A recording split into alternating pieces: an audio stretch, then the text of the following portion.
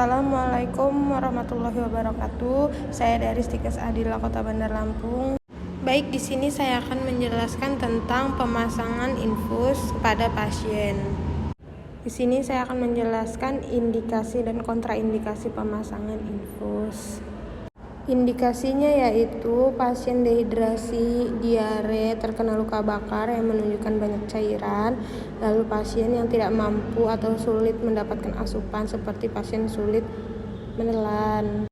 Kontraindikasinya yaitu bengkak, nyeri, dan infeksi di lokasi pemasangan ini. Di sini ada tujuan pemasangan infus, yaitu diberikan kepada pasien yang mengalami kekurangan cairan tubuh atau sedang dehidrasi. Lalu untuk lokasi pemasangan infusnya berada di vena digitalis, terdapat pada punggung tangan yang mengalir di sepanjang sisi dan terhubung ke vena doralis oleh cabang-cabang penyambung. Belum melakukan tindakan, menjelaskan kepada pasien terlebih dahulu tentang prosedur yang akan dilakukan. Selamat malam Ibu, saya Bidan Intan yang bertugas pada malam hari ini. Baik Ibu, di sini saya akan menjelaskan tentang pemasangan infus ya Bu ya, karena di sini ibunya mengalami dehidrasi. Tujuannya untuk memenuhi kebutuhan cairan pada tubuh ibu ya Bu ya. Mohon kerjasamanya ya Bu, saya menyiapkan alat terlebih dahulu. Selanjutnya itu cuci tangan dengan 7 langkah. Sebelum cuci tangan, untuk melepaskan jam tangan dan perhiasan terlebih dahulu. Lalu selanjutnya menyalakan air, gosok-gosok tangannya dengan air sabun, cuci tangan di air mengalir dengan 7 langkah. Yaitu selanjutnya gosok-gosok bagian sela-sela tangan, punggung tangan kanan dan kiri, lalu jari-jari sela tangan. Selanjutnya yaitu gosok-gosok kuku-kuku dan bagian ibu jarinya juga. Lalu selanjutnya gosok-gosok bagian kuku-kukunya agar kukunya bersih, lalu dari tangan sampai ke siku. Lalu selanjutnya di air mengalir sampai bersih. Setelah itu mengeringkan tangan dengan menggunakan handuk. Kemudian menyiapkan alat, ada bengkok, bak instrumen yang berisi handscoon dan gunting plester. Lalu selanjutnya ada korentang, ada kapas alkohol, ada tourniquet, ada plester, ada cairan infus dan aboket. Lalu ada infuset dan juga perlak. Kemudian menyiapkan alat dan membuka aboket dan dimasukkan ke dalam bak instrumen, lalu menyiapkan cairan infus, yaitu membuka infuset dan dimasukkan ke dalam RL, lalu menggantungkan cairan infus ke dalam tiang infus, lalu mengeluarkan udara-udara yang ada di dalam infuset. Jangan sampai ada udara yang tersisa.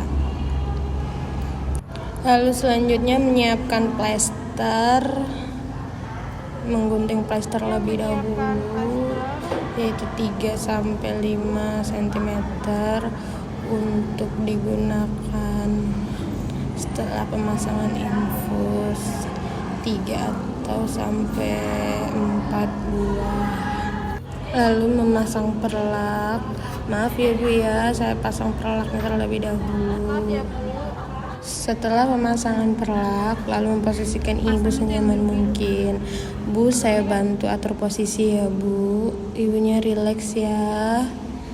Lalu selanjutnya setelah memposisikan ibu, memasang tourniquet dan mencari lokasi yang akan diinfus. Posisi tourniquet 3-5 cm di atas vena. Lalu menentukan vena medialis yang akan disuntik. Setelah menemukan lokasi yang akan disuntik dan memasang tourniquet, lalu selanjutnya memakai handscoon 1 satu tangan terlebih dahulu. Lalu selanjutnya tangan kanan memindahkan bengkok di dekat ibu. Lalu memakai handscoon pada tangan sebelah kanan. Setelah itu menyiapkan aboketnya terlebih dahulu. Lalu setelah menyiapkan aboket dan dekatkan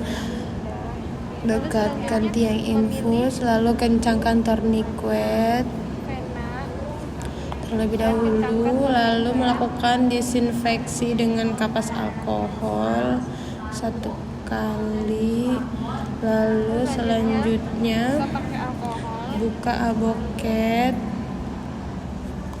Setelah membuka aboket, masukkan aboket ke dalam vena yang menghadap jarum ke atas. Jadi jarumnya menghadap ke atas.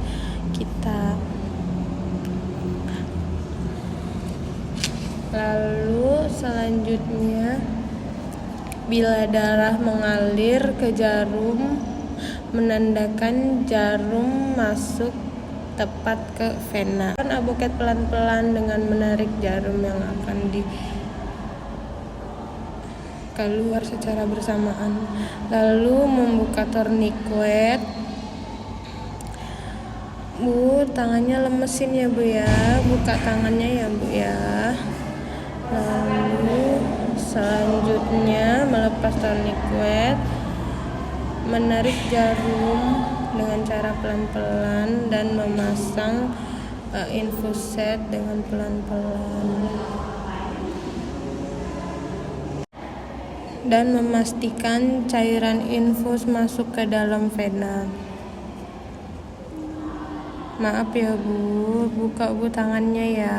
Ibunya rileks aja ya Bu ya. Lalu selanjutnya setelah itu pemasangan plester menggunakan gunting agar tidak menempel ke handscoon.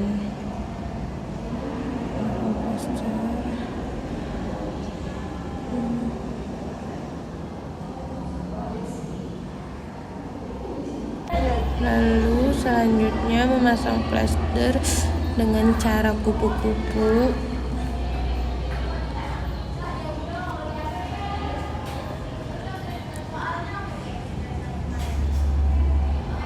agar tidak lepas saat tangan ibu bergoyang. Kemudian setelah memakaikan plester, membereskan alat terlebih dahulu. Kemudian mengambil perlak yang ada di bawah tangan ibu, lalu mengatur tetesan infus yang masuk. Lalu selanjutnya melepas handscoon dan mencuci tangan di air mengalir. Baik, hanya itu yang bisa saya sampaikan. Kurang lebihnya mohon maaf. Assalamualaikum warahmatullahi wabarakatuh.